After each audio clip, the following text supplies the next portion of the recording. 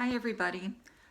Today, as we end our week of story time, I would like to share with you one of my favorite books.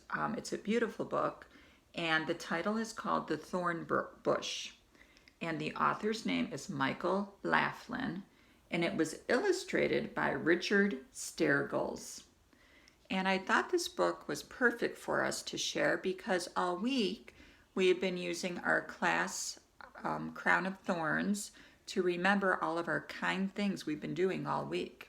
So this story is about a little bush that actually uses parts of it to make Jesus' crown of thorns. So let's listen.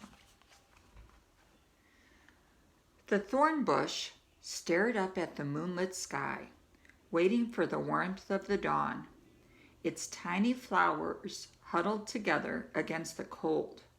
Finally, the little bush drifted off to sleep. So here it is, right here, okay?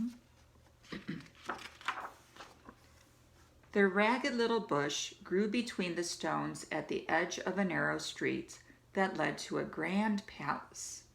Its thorns were sharp, and its flowers were too small to be admired. Children never picked its blossoms, and travelers avoided the prickly bush. The thorn bush felt ugly and unwanted. A rooster crowed. Harsh voices stirred the thorn bush from its sleep. A crowd pushed a man through the quiet streets toward the palace. His hands were tied, and he showed no anger. The man stopped in front of the little bush. His gentle gaze made the bush feel warm and cared for. No one had ever shown such kindness to the thorn bush. A moment later, the shouting crowd forced the man to move on. So who do you think this man is right here? That's right, it's Jesus. Out of the shadows came another man. As he passed, a silver coin fell to the ground. It rolled beneath the thorn bush. The man knelt to pick it up. His face was sad, and he began to cry. His tears fell on the thorn bush. How I wish I could comfort him, thought the little bush, but my thorns will only pierce him more. The man stumbled off and did not return. People gathered outside the palace. A soldier walked through the crowd towards the little thorn bush. The morning sunlight reflected off the soldier's raised sword. With a single swing of the sharp weapon, several branches fell from the little bush. The soldier gathered the cuttings and returned to the palace.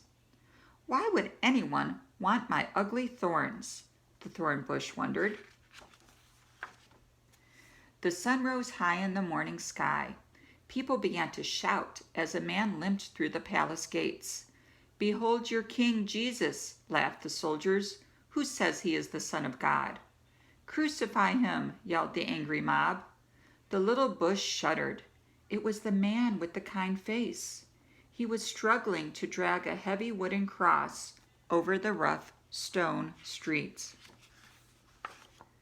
As the man reached the thorn bush, he stumbled and fell to his knees. He turned a tired face toward the little bush. Even though he will soon die on the cross, his eyes are filled with kindness, the little bush thought. The thorn bush recognized its own spiked branches, weaved into a thorny crown upon the man's head. A drop of blood fell from the man's forehead onto one of the bush's small yellow blooms. The stained flower fell to the ground. It's right down here. Do you see the crown of thorns on Jesus' head? It was a long, sad day.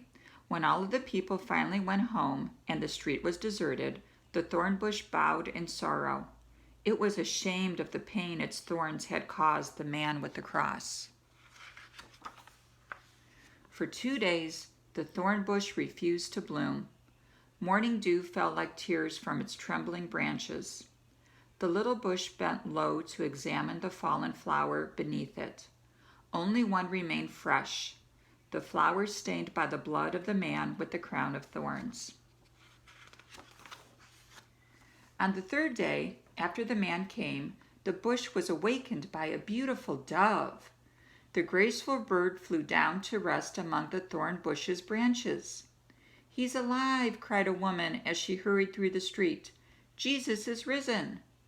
The thorn bush was amazed. Could the kind man really have risen from the dead? Warm sunshine poured over the little bush.